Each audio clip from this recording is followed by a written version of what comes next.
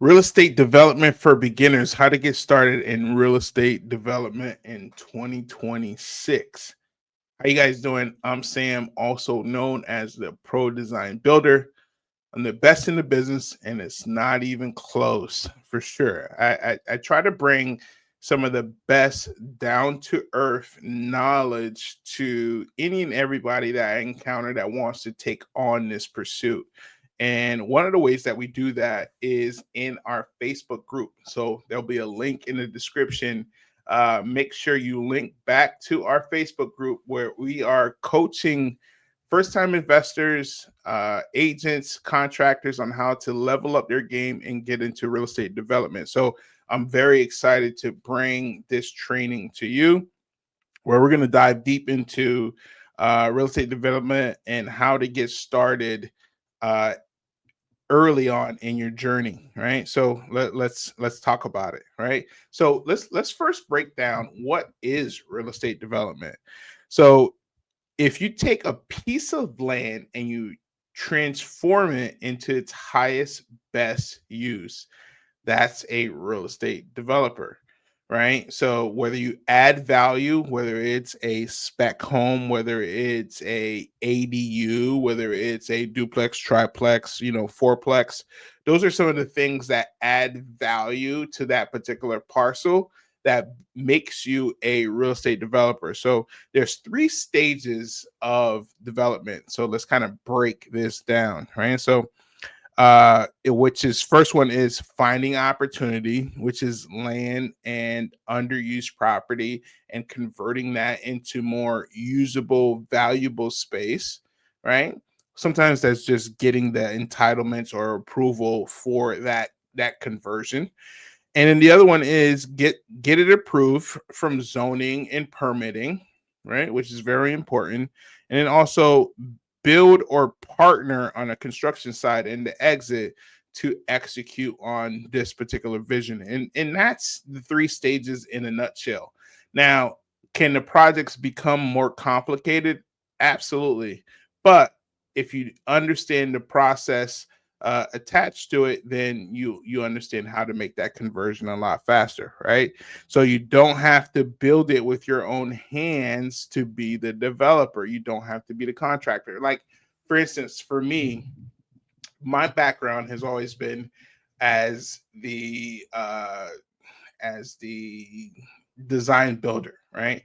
And I literally get the architect involved, I get the designer involved, I get the person's vision involved, and I also execute on the permitting and the actual construction of it. So I'm very hands on in that process. You don't have to do that to understand what real estate development is, right? That was the route I took so I could get a better understanding of all of the hurdles and tripwires and process oriented things that you need to think about to get a project off the ground, right? So, three ways beginners can start in development. So there's the first one is called infill development, right? Right? Where you take a piece of parcel and you build something of higher value on it. Typically it's a spec home, right? Like I said, you want to start with one first and then build from there. So you find a buildable lot in the city or suburb, and then you build a single family home, duplex, or ADU, right? So this is low risk, easier on the permitting, and then urban demand is absolutely necessary. So understanding that we are 4.1 million units short, this issue isn't solving itself anytime soon. So, with that understanding, you know that the needs need to be required, need to be met for people to live comfortably, right? So, right now we're in a squeeze because we're behind. So that drives also rental rates higher.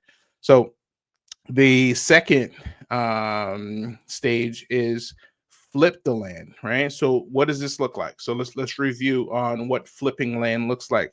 So you control the lot with zoning potential, right? You resell to a builder or developer, right? So here's what this looks like. You identified a piece of parcel that is underutilized, right?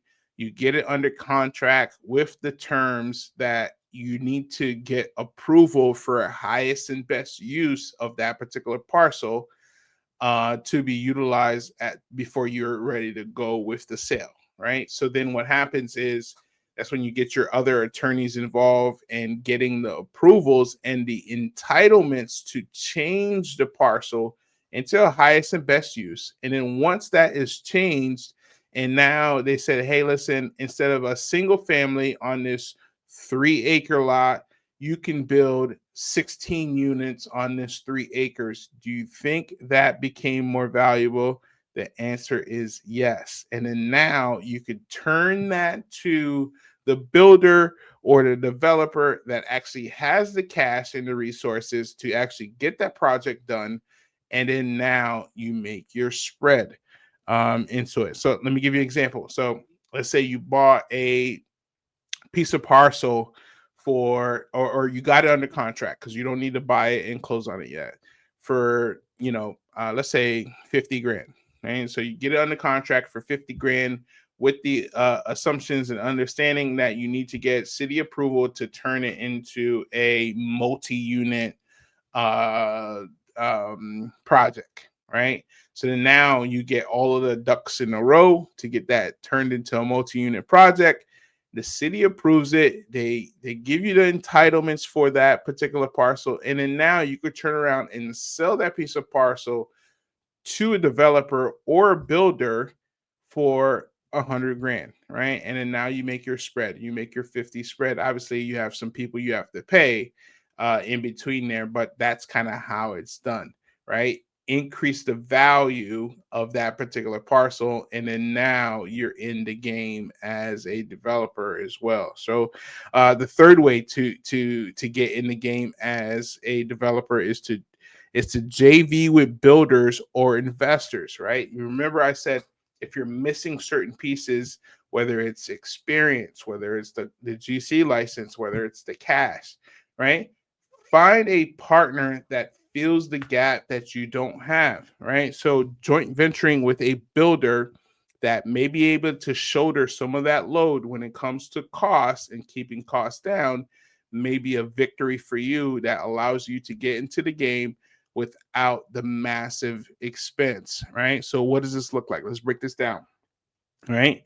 You bring the deal to the table. So whether the deal or the land, all right. So partner brings experience, license, or capital, right? Whatever the missing pieces are, you would structure that to make it fit, right?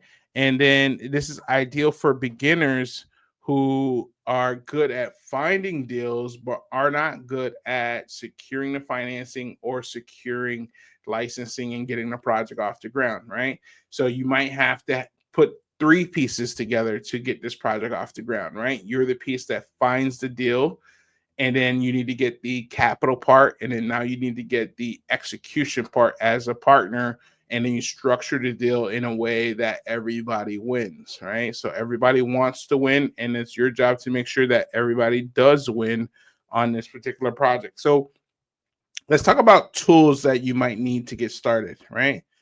One of the first things that you need to get comfortable with is just using Google Earth, right? So Google Earth will allow you to pan across different parcels and see what's going on in different neighborhoods and be able to kind of compare and then use the city zoning maps to understand what the capabilities are in maximizing that particular parcel, right? Can you make that particular parcel more valuable by buying the piece next door? There's a chance, right? Will they allow that?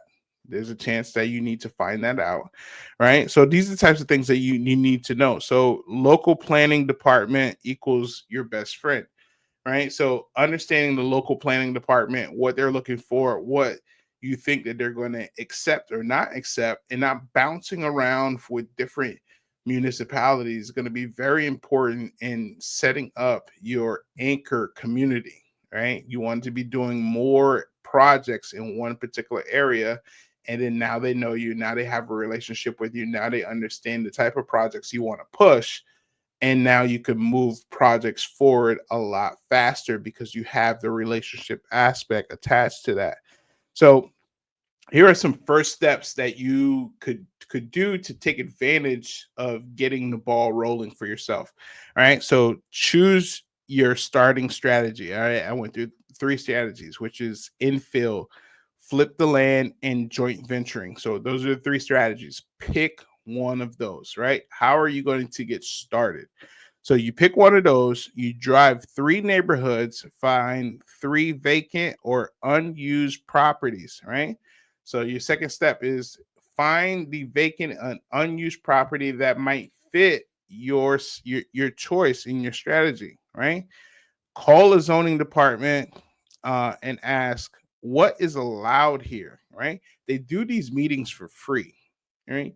Sit down with them, take the time, figure out exactly what are they going to allow, what they're not going to allow, and then that will tell you the whole story of that particular project. So then from there, you'll talk to the GC and the investors about putting a deal together, right? But if you don't know exactly what they're going to allow, it's pointless to talk to a GC and an investor about what the numbers could potentially look like.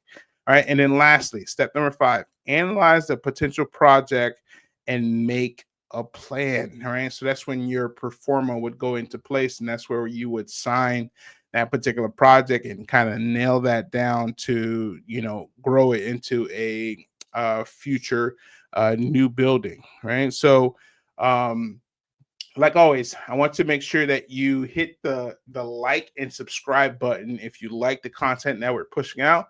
Also, too, if you are serious about becoming a real estate developer, click the link below and join our Facebook group. You will not be disappointed. All right. So I hope you enjoyed all the information that I shared on this video. Join me on another video if you want to continue to grow as a real estate developer. Have a good day.